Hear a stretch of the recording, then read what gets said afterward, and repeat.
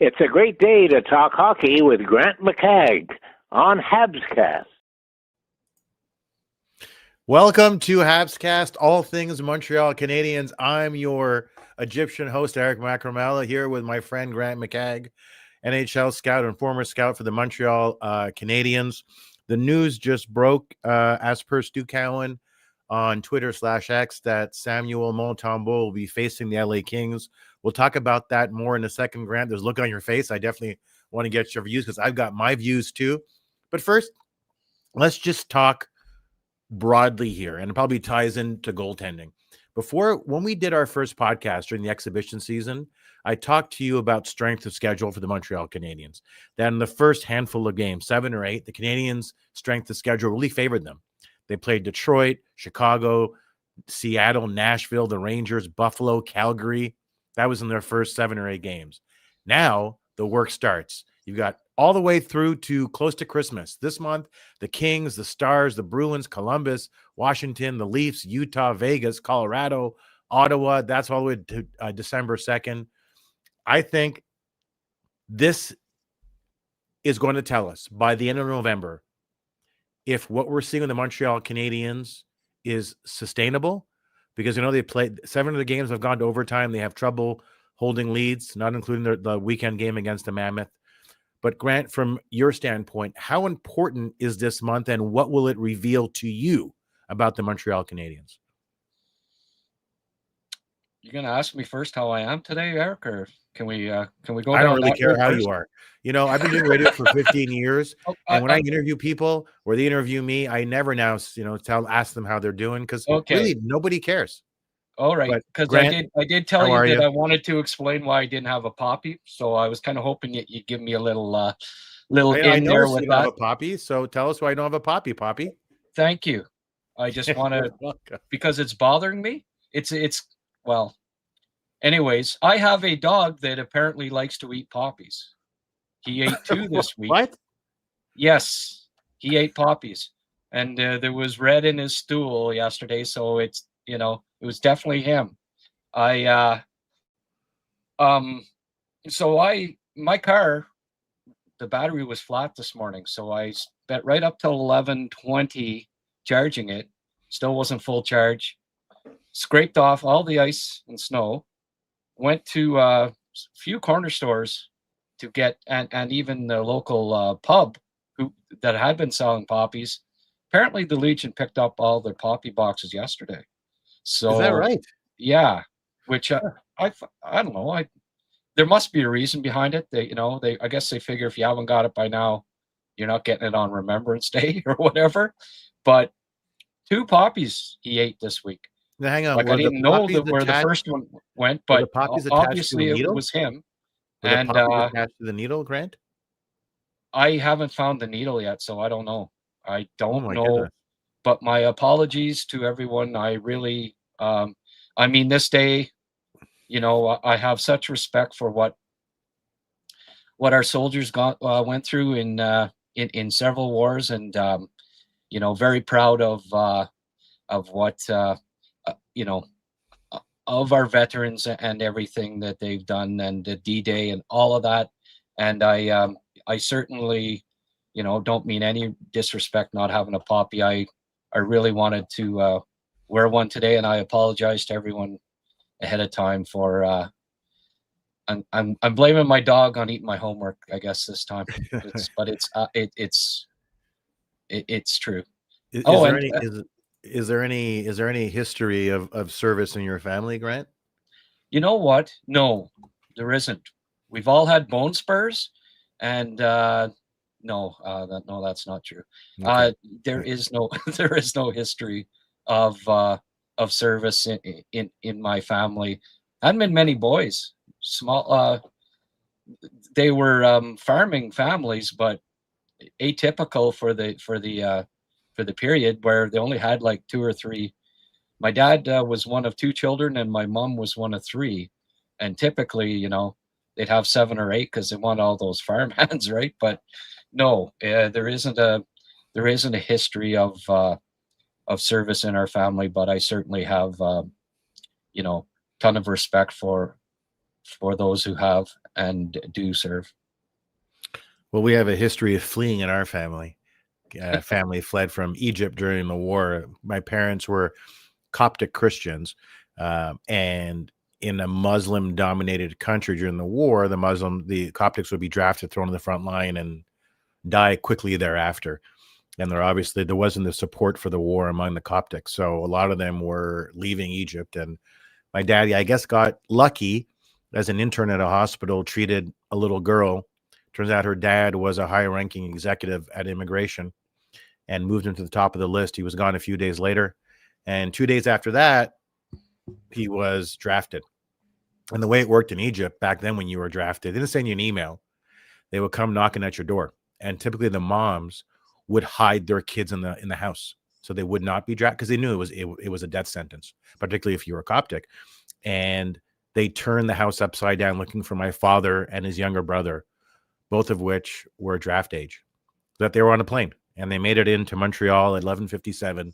The visa expired at midnight, so they got lucky as well. Yada, yada, yada, Grant.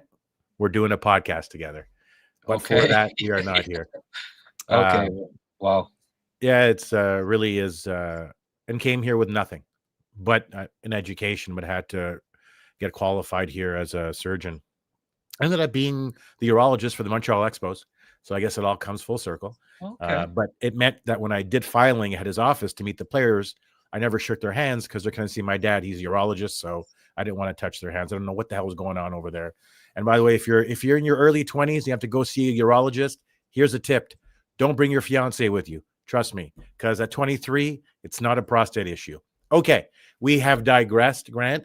Let's get back to my question. Strength of schedule favored the Canadiens at the start of the season across the first 10 games, 8 of which were against teams without typically a winning record. It's changing this month.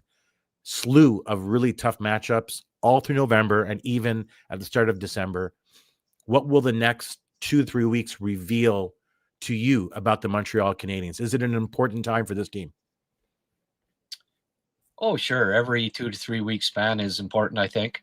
You do it in 5 or 10 game segments. If you want to say 5, then they've gone through 3, and then there's 2 more 5 game segments coming up. By the way, I noticed that Bontoon is a new member. I really appreciate that. You've been a regular live chat person on here, and thank you very much for becoming a patron on our YouTube channel. Yes, I do think that it's going to be quite important. Although I think maybe Marty thinks getting Monty going is more important than winning games. Apparently, if he is, you know what? Yeah, if he's the one that, oh, sorry, she's saying that it go live, but people can hear me. I don't know what's going on here. We had the intro and it should be going, right? Can everybody hear me here? Yes. But Monty, I don't know if is Marty say to Monty like there's no crying in hockey, and that there's no crying in hockey. You can't be in net. Ever since he cried, Monty's been in net. So I don't know if he's pulling a Tom Hanks here or what's going on with that. But what's your take on Monty being in nets tonight? And we'll talk about. I definitely want to finish on strength of schedule, but I was surprised and gently annoyed that Dobson is not in nets. Okay. I just look at Dobson's record: 6-0, 1 overtime loss, 920 save percentage, 2.25 goals against average. Montembeault's save percentage is still below 9. It's 890, nearly double in goals against. He's a 500 goalie this year. He hasn't earned this start, and I don't understand why he's starting. The only explanation is what you just offered, that they want to get him going. That, to me, sends a message to Dobson, an implied message that we don't necessarily trust you long-term. We don't think this is sustainable, despite the fact that Dobson has been playing between the pipes slightly differently this year than last year. Less wasted movement. he looks more composed in his crease. Montembeault looks lost at times, sometimes deep in his crease. But the bottom line is the results haven't been there for Montembeault. He's had 2 good periods against Utah. I get that. I get you want to get him going, but Dobson has clearly earned the start. You roll with who's hot.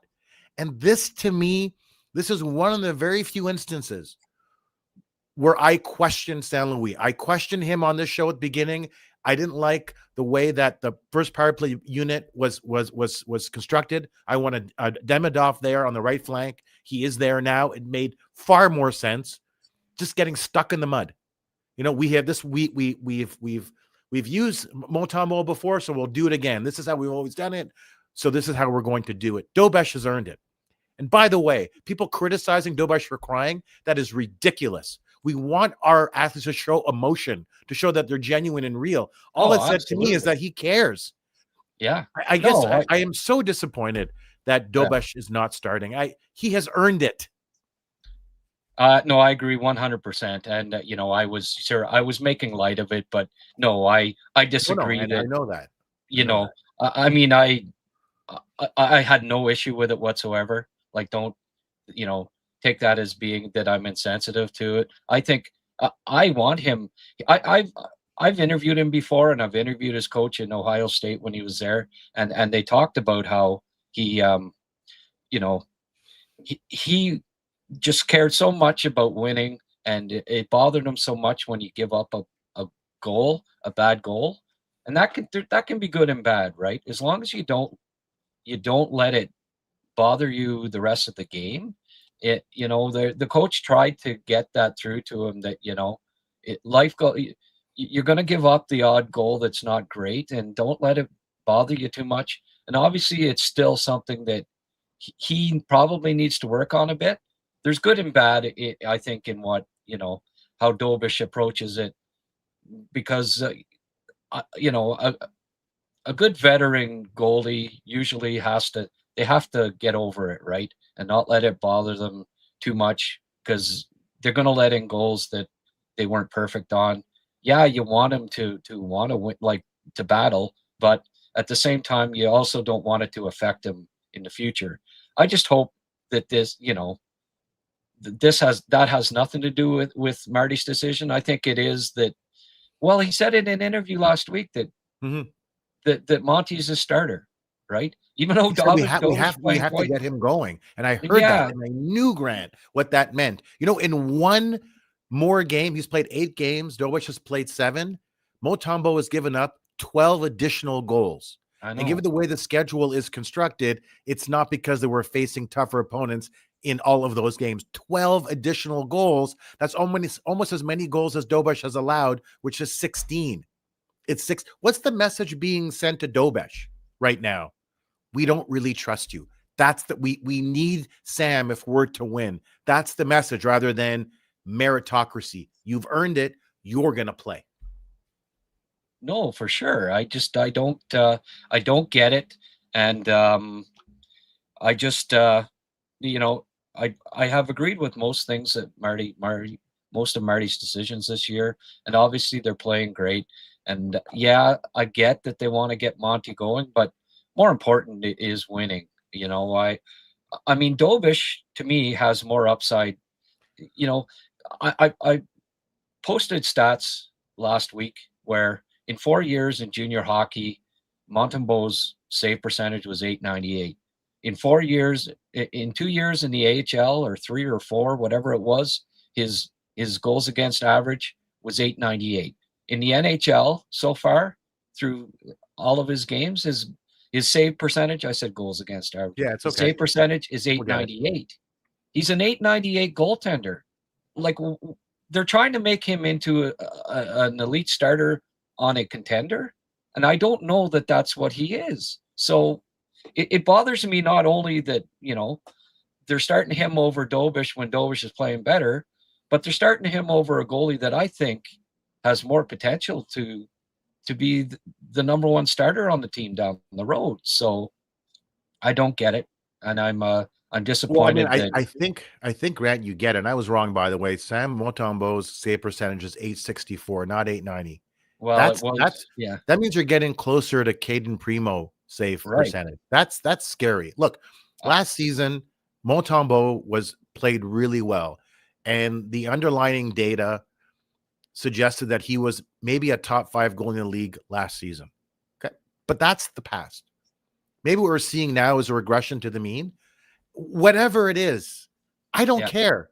What I do care about is the guy who's been playing a lot better, not a little bit, but a lot better, is being told to take a seat. And guess who right. you're going to need this month? You're going to need strong goaltending this month. Dobson should be starting today, should be starting on Thursday, and should be starting on Saturday, unless he ends up having a bad game. Then you put Sam in. I'm sorry that you got a day's rest in between each of the games, or you can go 2-1, whatever. But I'm fine having him start all the games. I'm just really disappointed with this, because this runs counter to everything that we've been told about Saint Louis and how he runs a team based upon merit. You have to earn your spot. And this Right. is to Sam, you haven't earned your spot, but I'm giving it to you based upon the fact that you're a vet compared to Dobson. You ask the players who they want in nets, I'm pretty sure the answer is going to be Dobson 10 out of 10 times. Yeah, for sure. And I just I don't know why. Yeah, I agree completely. And to get, like, Monty obviously hasn't beat LA either, right?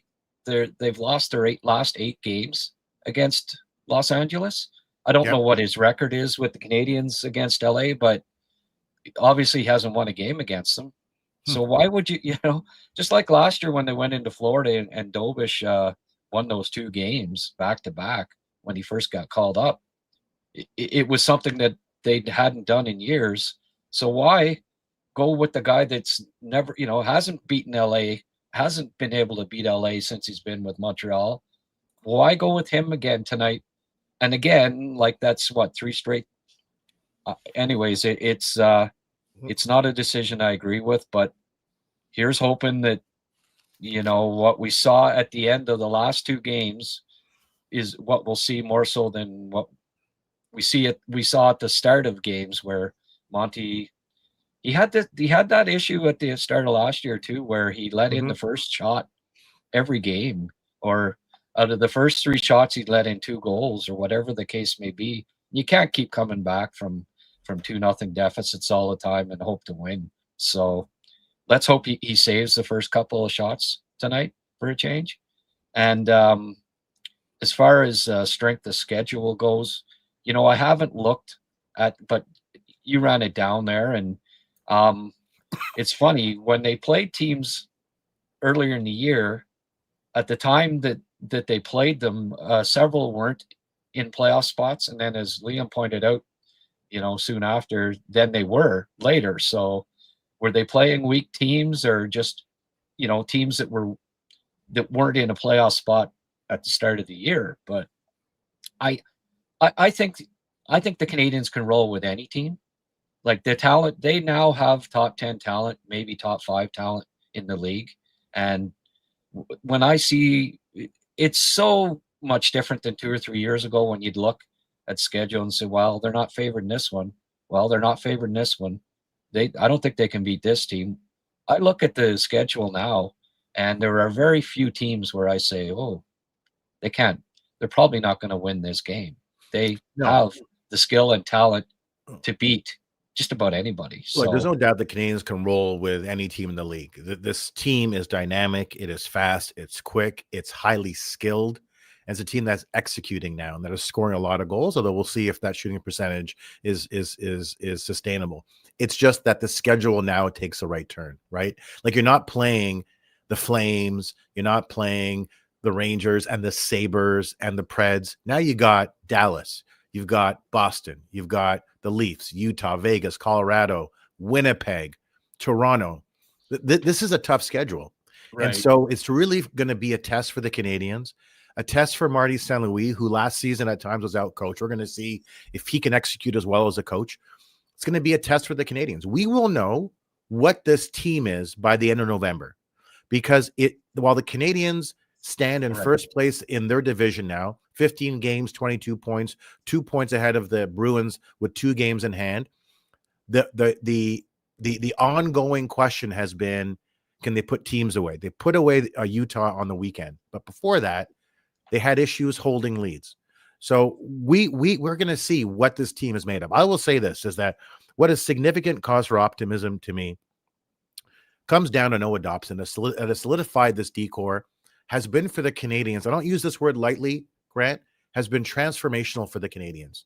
You have guys now playing where they should on D, but he's so incredibly intelligent, makes so many great plays. How many times last season do we see a defensive breakdown deep in the Canadian zone? And this season, the puck comes in and the puck goes out. Through your scout lens, when you're watching Noah Dobson, can you explain the impact he's had on the Canadiens? I think this is a really important question for people. Yeah, well, the big right mobile defenseman that can that can move the puck, that is great in the transition game.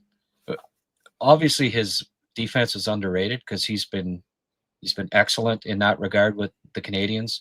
He had that one game where he had the one hiccup, and I can't recall any other time this year where he made a glaring mistake. You're talking about the turnover in front of his own net that resulted in a goal.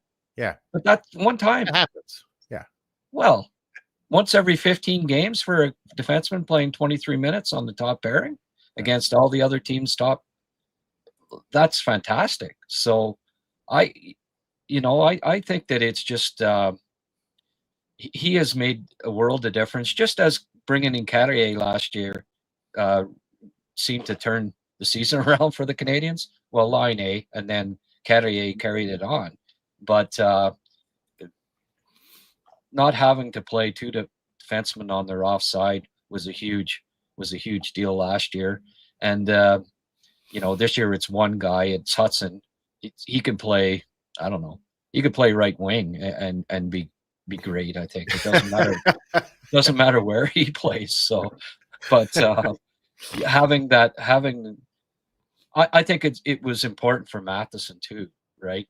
To have the 25-minute right pairing defenseman that's a right shot to pair him with, because he's in the top pairing.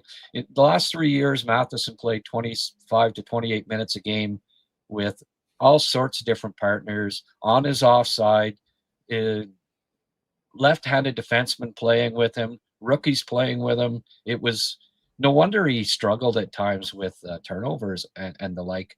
But now he's got, they're a tandem. They're both playing very reliably, and it's funny. Like going in, a lot of people wondered if these two could play together, and they arguably a top 5 defense pairing so far this season. I think the two of them. He is Grant McCagg. I'm Eric Macramalla, and this is HabsCast, all things Montreal Canadiens. A message in from Glenn. Eric, with all due respect, you saying we'll know exactly what kind of team we'll have by the end of the month with only 29% of games played by the time is so much of a stretch of a comment. Thanks for the message, Glenn. Always appreciate the feedback. It's nice having a dialogue with our listeners as well as with Grant. I don't know if it's a stretch, only because I think we would agree that the start of the season, the Canadiens played softer teams, had an easier schedule. And so the hope was they would go 5-2 in the first 7 games, which they did. But now they're going to be facing tougher teams. So it's just the next slate of games through the end of November and the start of December. Glenn is just going to tell us, okay, now we've played a lot of teams, including a lot of really good teams in the NHL. How do we stack up? Grant, that doesn't strike me as an unreasonable comment, but if you think I'm off, please tell me I'm off. No, when you listed those teams, there's a definite uptick as far as the strength of schedule, and I think they'll have a better idea for sure. It's not like we'll know by the end of November, okay, where exactly they're going to be in the standings, because it's tight. Like the standings are going to stay very tight this year, I think, in the Atlantic Division and maybe in the East altogether. You look at the difference in points, like one poor week and you can go from first place to 5th or 6th in a hurry. So Yeah, we'll have a better idea by the end of the month. You always do by Thanksgiving, right? It's rare that if you're not in a playoff spot, you're not going to end up in the playoffs by the November 30th.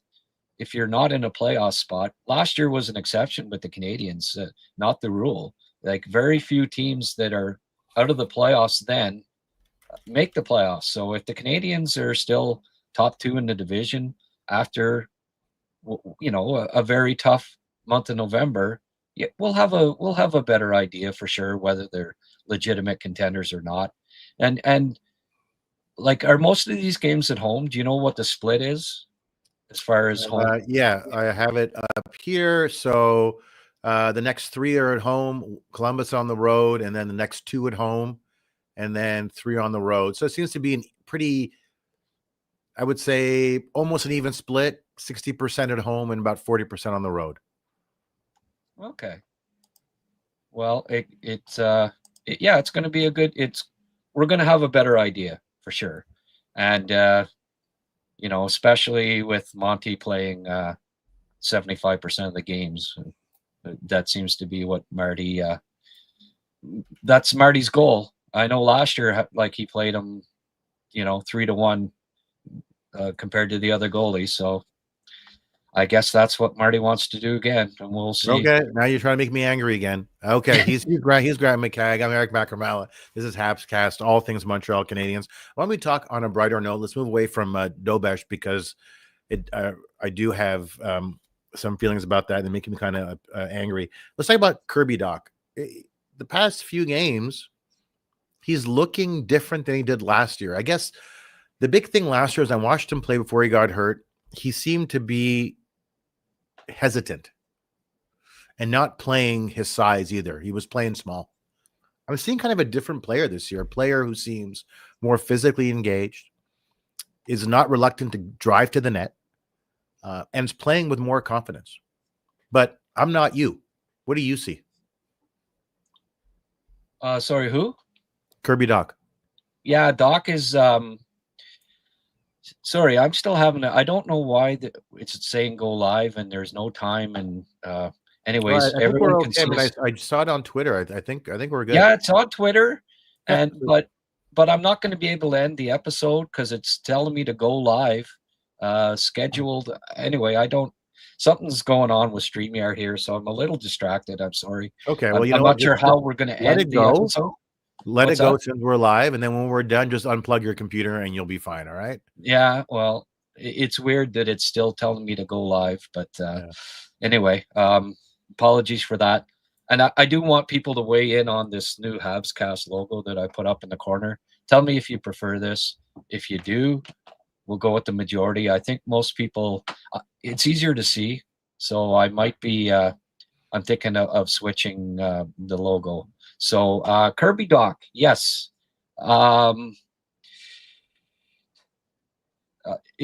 We had to be patient with him. Just last year at this point, after 15 games, he was minus 15 and only had a couple of points.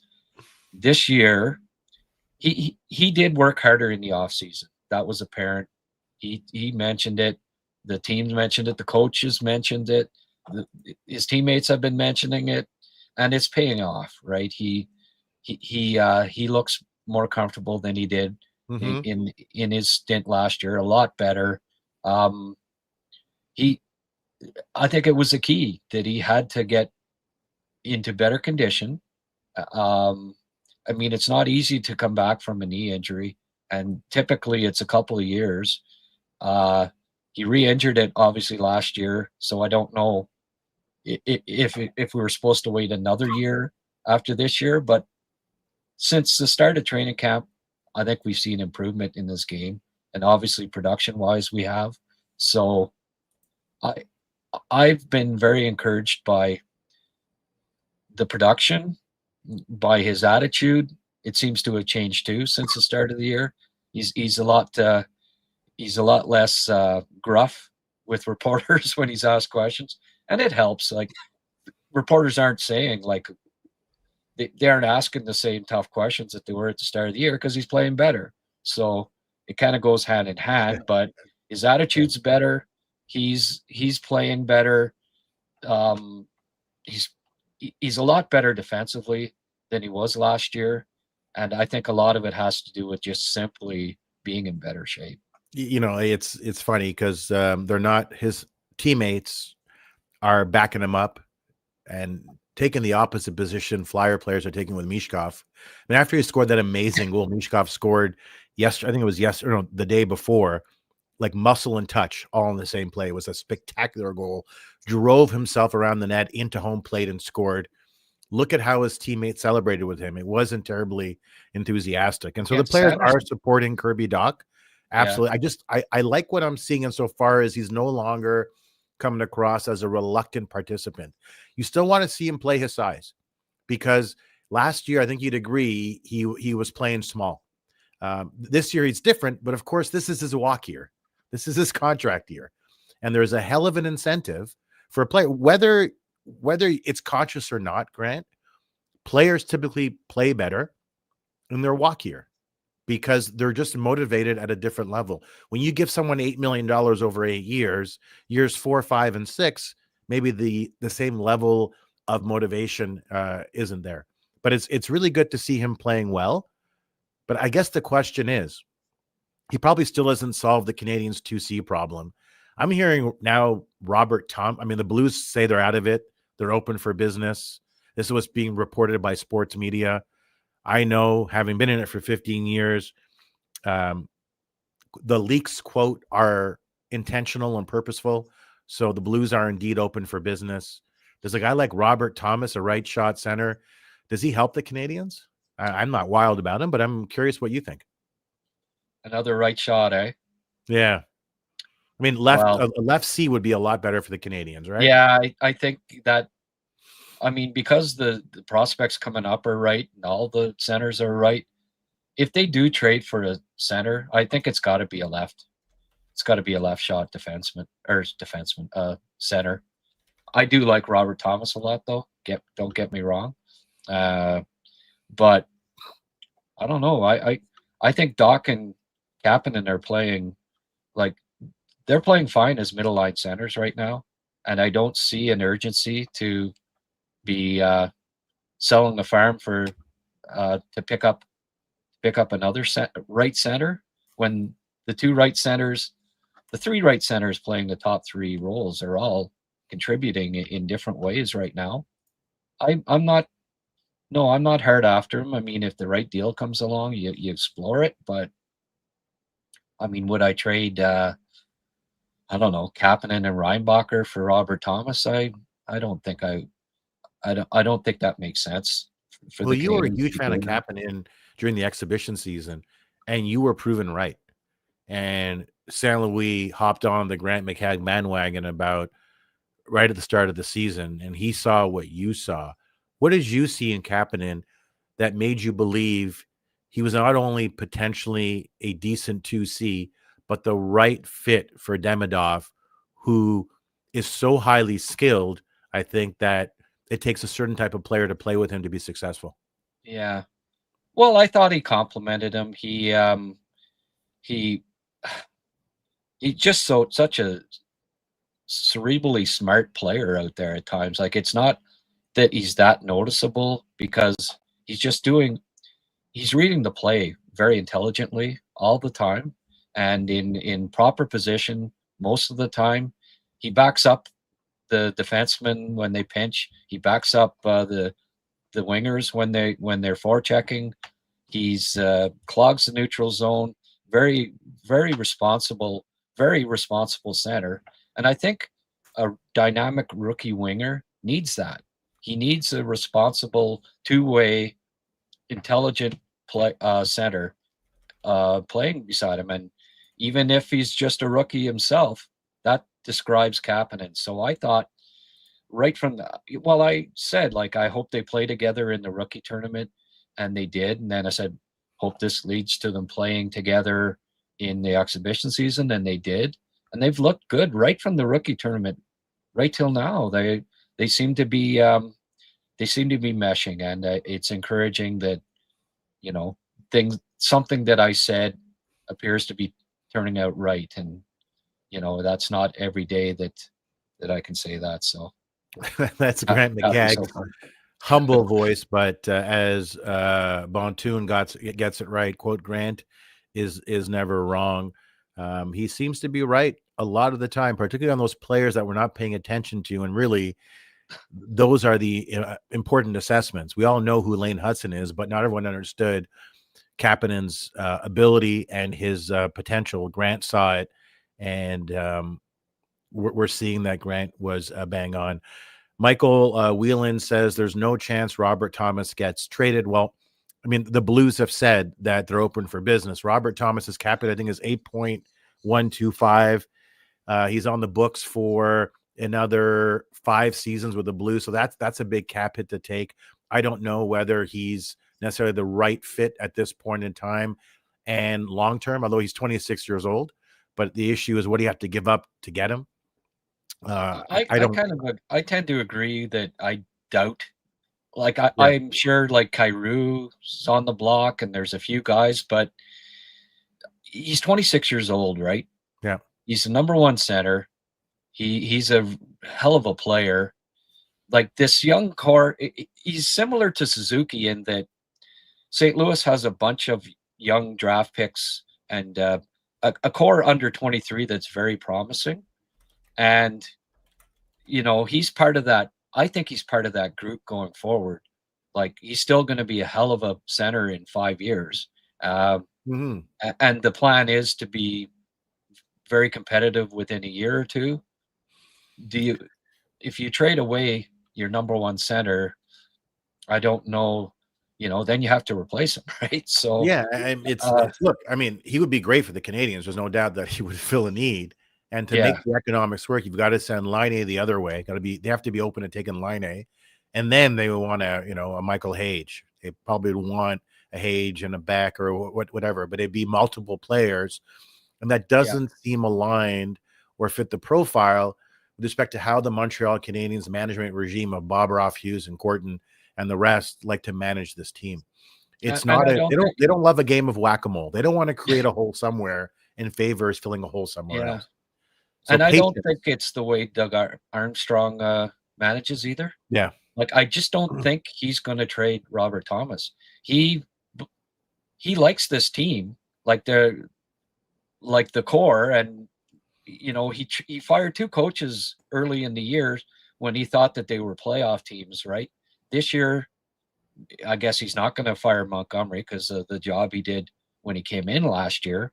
But I also don't think that he's looking to blow it up by trading his 26-year-old first-line center, because I think he thinks that they can be contenders within a fairly short time frame here, within a year or two, because there are a lot of really good under 23, like I say, players on the team and coming up soon. So I'd be surprised if Thomas is one of the trade chips. It'd be more likely to be Kyrou, I think, and a couple other guys. He is Grant McCagg, American Macramalla. This is HabsCast, all things Montreal Canadiens. So I've got a question for you. So Dach and Bolduc started the season red hot. We were talking AAV of $5.5 to $6 million over 5 years, potentially for a deal. And since then, he's cooled off. There's been some criticism. He's not getting the minutes and the quality playing time. I don't know if I see that. I see a player got off to a hot start that is not generating the chances that he did before. It's still physical, which is important. So he's not producing and still trying to do things to help the Montreal Canadiens win, and that's what I like. I'll ask you this, Grant, through your scouting lens and the decades of experience you have covering hockey, particularly young players, in 2 years, Dach and Bolduc is a player on what line? Middle. Like I'll just say middle line winger. Probably third line, I would think. Jurowski and Hage have more upside. If they're in the lineup in 2 years' time, I think that they're probably ahead of. I mean, well, he's not going to be ahead of Demidov. I'm even starting to wonder if he'll be ahead of Newhook in 2 years. I mean, I would have said at the start of the year, yeah, he'll be ahead of Newhook, but I don't know. I don't know that right now. Newhook's on pace for 65 points. Penalty killer, like he's turned things around.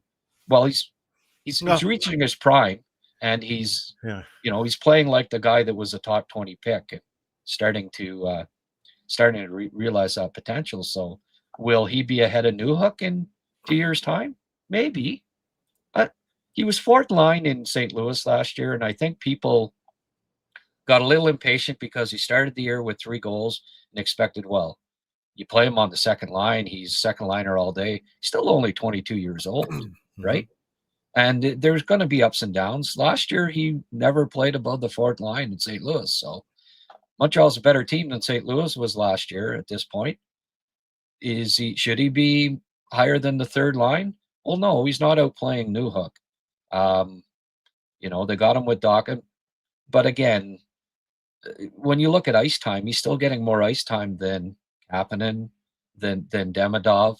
So I don't think he's getting less ice time than he deserves, especially with 2 points in his last 12 games. Should he be playing 18 minutes a game right now? No. He has been. There have been quite a few games where he hasn't been that noticeable. He doesn't possess the puck for a lot of time. He's more of a bang, crash, go to the scoring areas. If you get him the puck, he has a great shot. He'll score goals. He'll bang, crash. He'll play well defensively, but he's not. I don't see a puck possession kind of player, and not heavy. Anyways, he's certainly not in Demidov's league. So I think likely third line, but we're talking about a contender, right? And Montreal, if all goes according to plan, is going to have a really good third line in a couple of years. He's Grant McCagg and Macramalla. This is HabsCast, all things Montreal Canadiens. I like this comment from Gaston Gingras' nephew's brother's cousin, from Pierre Gingras. I heard on the last podcast it wasn't on. You tried a Gingras joke and then you backed out. You just pulled the chute. Grant, if you're going to make a joke, you got to stick with the joke. You got to follow it all the way through, okay? Even if it fails, don't worry about it. Pierre says, and I love this comment because it's kind of near and dear to my heart, Newhook on pace for over 30 goals. Another crazy development. Sure looks like a keeper right now, especially if he can become a top PK contributor. And then Michael Whelan adds in, before Gaston Gingras' nephew, I can't believe I'm saying this, Alex Newhook has been the best bottom nine forward. I think what Michael is saying, you just can't believe that Newhook's doing what he's doing. Now, look, to me, Newhook and Matheson are kind of similar, skilled players in their own right, really tend to turn the puck over at the wrong space on the ice at the wrong time. And I'm not just referring to Newhook's turnover and overtime. It's what you see a lot from Matheson and Newhook. Unfortunately, they do other things very well. Yeah. I get Newhook is producing. I get that Newhook now has 12 points in 15 games, including 6 goals, which ties him for second on the Montreal Canadiens behind Caulfield. Grant, maybe just do me a sell job on Newhook, because my issue with him all along, we talked about it, is that his hands and his processing maybe can't keep up with his feet. I'd like to see him slow things down a bit, not always 100 miles an hour. His touch for the net's okay. I don't think it's great. I think it's good. I don't think it's great. I guess what I'm saying, Grant, I know you're going to get upset, but I'm fine with that, is I don't know to the extent that I trust Alex Newhook when the needle's in the red. Your thoughts? I'm not getting upset about that, because I've been doubting it for 2 years. Oh, but I want to get upset. Okay. Yeah. No, not at all. I understand exactly where you're coming from. I don't think he has a lot of vision. I don't think he should be on the second power play, because that's when you're stationary and you're moving the puck around, and you've got to be a smart puck mover, and he's best on penalty kill and forechecking on 5-on-5. I'd rather have Kapanen on the second power play than Newhook. I think he's miscast there. So I totally agree. I don't disagree with you at all. And like I say, going into the season, Bolduc's going to be ahead of Newhook within 2 years, and I still think that will be the case. But Newhook's, I don't know, he's proven me wrong to a certain degree with the production. I mean, if he ends up with 65 points, is a very effective penalty killer. I mean, he's bringing a lot. He's bringing a lot of things to the. He's such a good skater, and if he utilizes that for good, and this year so far, he's doing that a lot more often. And kudos to this coaching staff for, I think this has been one of Marty's better coaching decisions. Was last year getting Anderson plugged into, look, we're going to play you as a penalty killer. You're not going to be a big scorer. And we have other people that will score some goals. We want you to be a forechecker, penalty killer, back checker, hard physical player. And he bought in. He was very effective last year. And this year going in, I think, Marty thought, well, okay, this year's Anderson's going to be Newhook. We're going to tell him, look, use that size, use that speed, be harder on the forecheck, utilize that speed to cause turnovers, to, be effective. I want you to kill penalties, play better defensively. You can become and I said it going into the year, Andrew Cogliano, if he can develop into that type of NHLer, then he can be more effective. And he's doing that to a certain degree. He's playing a lot more physical. He's playing smarter, even though I don't consider him to be a smart player. He's never going to be a great playmaker. I don't think. That's just not, his vision is average, but, just less thinking, more reacting, use that speed, forecheck. He's not tall, but he's stocky. He's strong. Yeah. And he's not small. He's short, and there's a difference in hockey between small and short. Yeah, and we've seen a lot more physicality from him this year. Physicalness. I like to say physicalness, but everyone says physicality now, so it's. Kareem Solomon, Newhook is needed for zone entry on power play. Yes, I think St. Louis this year shifted to a 2-man zone entry on the power play instead of having one guy come up. Now that guy's got a companion. I think Kapanen can do that. Yeah, I think, look, and I'm glad you said those comments about Newhook, because I'm always reluctant to be criticized a player, because I don't feel I hate that. But sometimes you just got it as a fan and as someone watching these games and an analyst, you have to be objective and fair. What I've seen with Newhook is a tremendous skater. 3-on-3, there's value having him in overtime because he opens up the ice. He's very hard to defend against 3-on-3, so long as you're not learning to shoot the puck, because too often the puck goes right dead center, the goalie's chest. And that's 3-on-3. That's a turnover and you're in trouble. So his skating is fantastic. It's jarring how fast he is, but he's Russ Courtnall, but with no finishes effectively. But it's not that. It's the processing on the ice that I'm not a fan of. You mentioned the PK. He's good on the PK, but put those 2 feet on someone else, that speed and that agility, you got a better penalty killer. I don't find his anticipation on the PK is great. I look at Jake Evans, very different when he kills penalties. To me, he's the master. And by the way, Jake Evans took a massive discount on this. I said it last year on his contract at $2.8 million, whatever it is.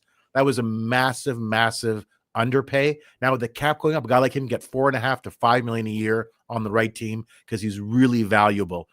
He's out millions upon millions of dollars because he sold himself short. He shouldn't have done that, but that's a separate discussion. But I watched Jake Evans kill penalties, Grant, and there's just high IQ and processing there. And there's a value. Of course, he's got 6 goals. It's so hard to score in the NHL.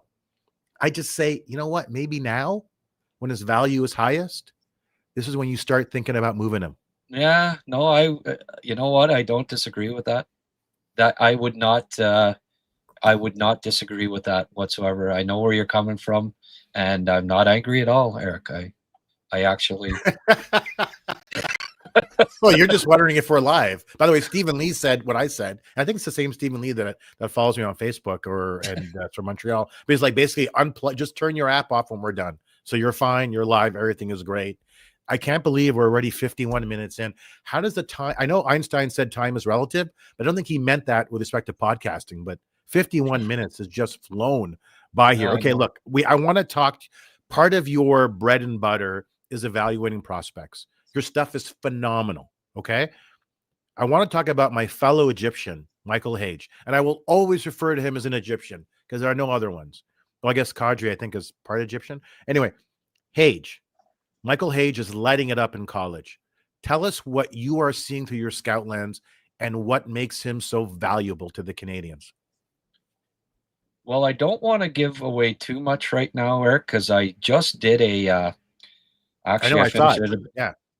I just did a scouting report that I'm going to release tomorrow night, and I want I don't want to give us a tease, just a little tease. Yeah.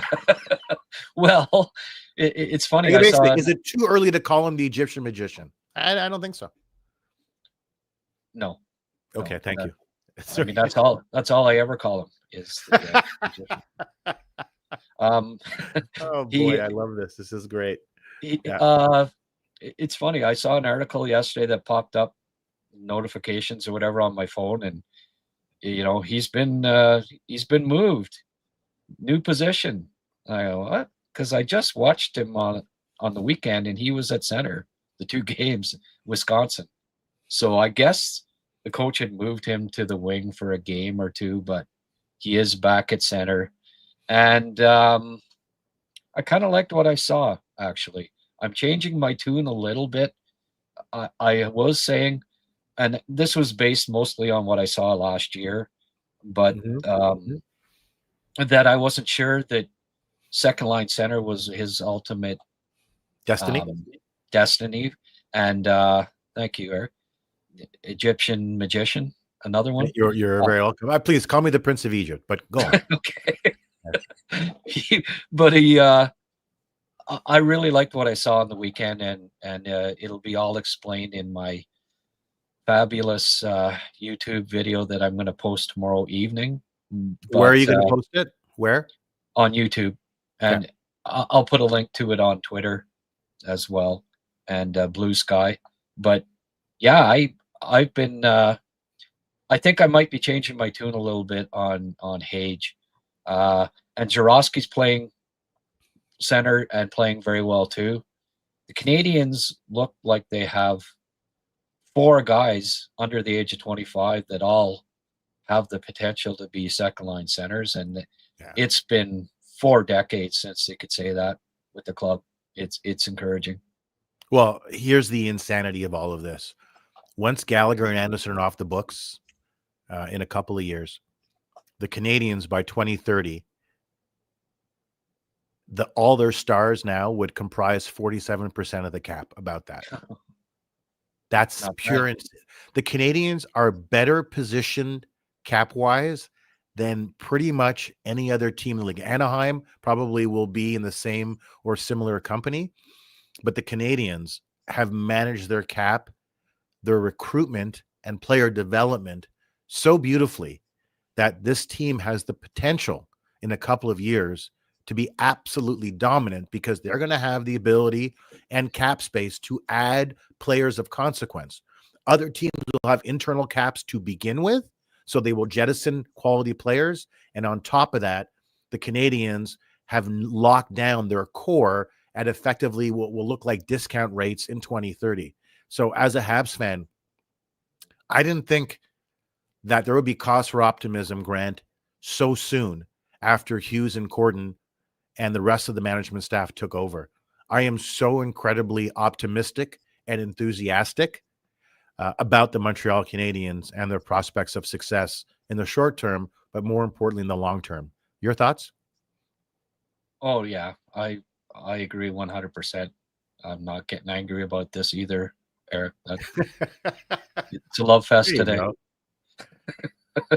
Yeah. No, I completely agree, and I've been, you know, I think they have the best under 25 core.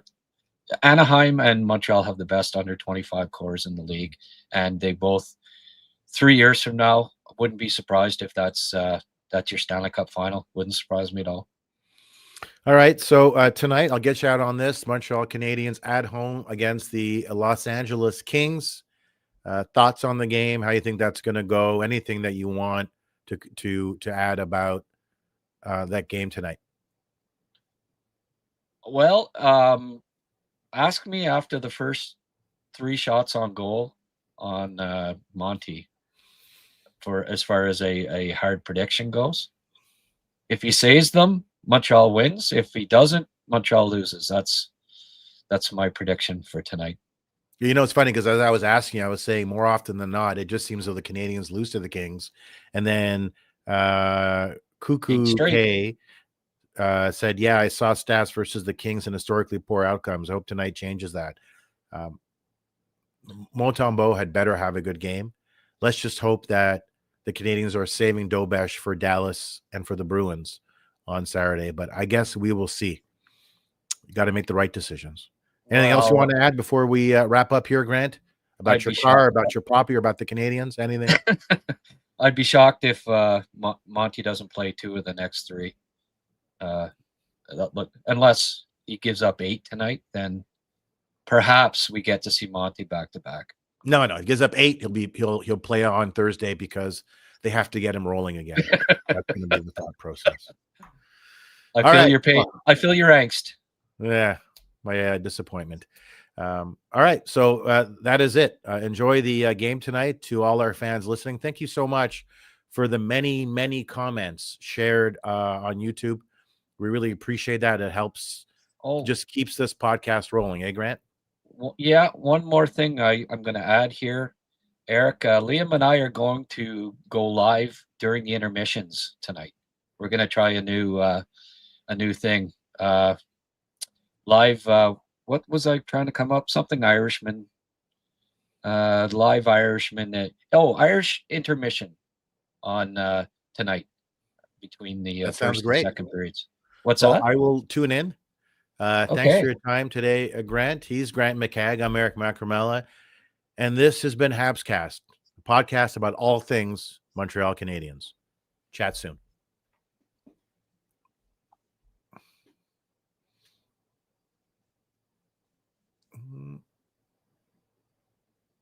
There you go.